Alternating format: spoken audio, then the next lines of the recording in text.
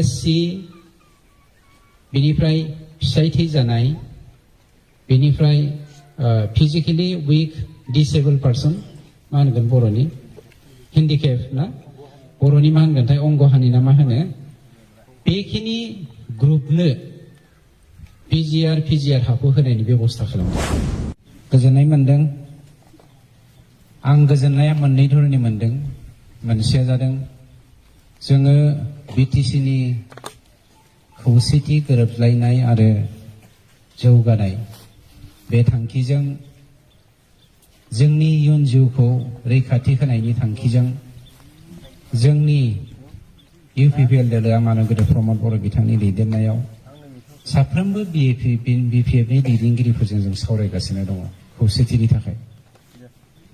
मानोना खौसे जायोब्ला सुथुरा जोंखौ एटेक खालामनो हाया आरो जाय असान्ति सृष्टि खालामनो नागिरदों बे बिटिआर हालामखौ लानानै बिटिसिनि बर' अनाबर' गासैबो जाथि जनगोष्ठीखौ लानानै बेखौ जों माबोरै संरैखा खालामनो हागोन बेनि सोमोन्दै जों खौसेथिनि थाखाय खामानि मावगासिनो दङ आरो खोब खम समनि गेजेरावनो नोंथांमोना सारप्राइज जागोन मा सिमां ना मोगथां जाखो होनना मोदोम खेबलायलायना लानाय जागोन नंमारगौना नंमारा होननानै बावैसोनो मोनसे बिराद गिदिर जोंनि खौसेथिनि मोनसे दोहौ फैनो नागिरगासिनो दङ।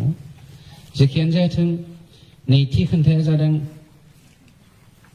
नोंथाङा जेखि पार्टियावनो थाया मानो जेखि धोरोमावनो थाया मानो जों बिटिआरनि गासैबो हानि जेंनाफोरखौ फोजोबनायानो जोंनि इउपिपिएल दोलोनि गुबै मन्त्र। मानोना बर' हारिया दिनैनिफ्राय 7,000 बोसोरनि सिगांनो जोङो बावहाय रायजो जाबोदों। 7,000 बोसोर। भारतनि संस्कृतिया भारतनि राव आसार खान्थिया जोनोम जानायनि सिगांनो जोंनि बर'नि राव आसार खान्थिनि जोनोम जादों होननानै गोबाङा बुंनो नागिरो। बे आं बुंनाय बाथ्रा नङा, बे सान्थौगिरिफ्रा बुंनो नागिरो।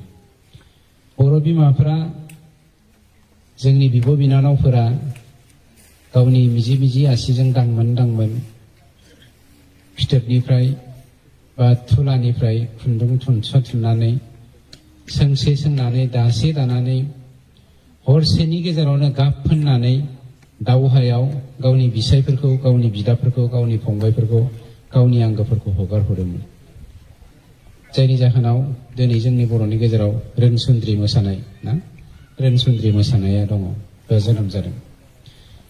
बेफोरबायदि नागारनो हायै जोंनि जा हारिनि रेखाफोर बेयो गोमालांनो थांगासिनो दङ।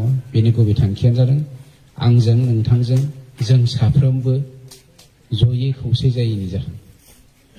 राजखान्थिनि गावबागाव मुलाम्फानि थाखाय जोङो सोरबाया होनो है इउपिपिएलआव थानानै जों हा लास्लायस्लाय उनावहाय बिपिएफ होनाय हाखौ जों लागोन, जोंनि सरकारा फैफिनखागोन, बिदि होननानै जाम्बा जाम्बिफोरखौ दा थगायबाय थानायखौ जों दुखु मोनो। दाखालि नैबे थांनाय बैसागु नङा बिनि सिगांनि बैसागुआव 7,000 फेमिलि टटेल बाक्सायाव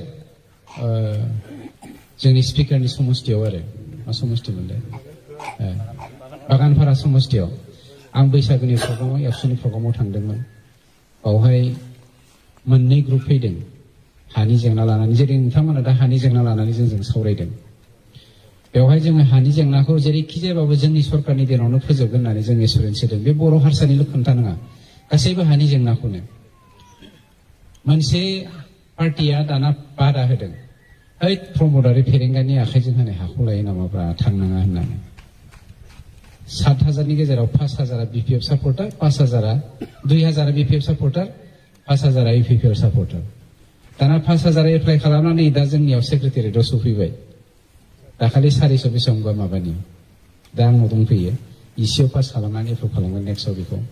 बाखि 2,000 थालांसिगोन। आइएनडि मोनसे जादों 2022 मायथाइनि 11 नभेम्बर खालि मोनसे आयेन जादों। नोंथांमोननि हाया बे पिजिआर हा भिलेज ग्रेजिं, बे पिजिआर हाखौ मोननाया गोरलै खोन्था नङा।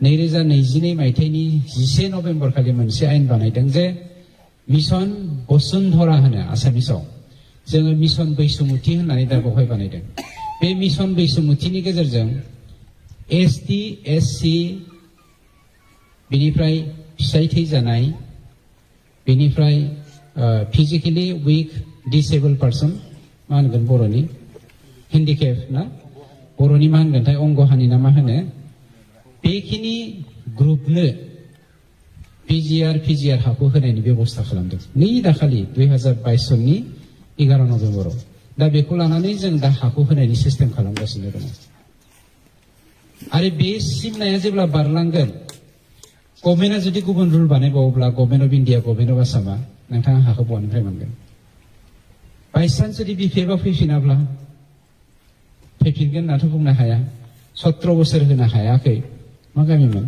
आफादगिरि बे नर्थ उत्तरनिखाता मदाति आरो पश्चिम गलाजार बे मोनथाम गामिया भारतआ स्वाधीन जानायनिफ्राय 77 इयार्स जाबाय सार्भे जायाखै दिनैसिम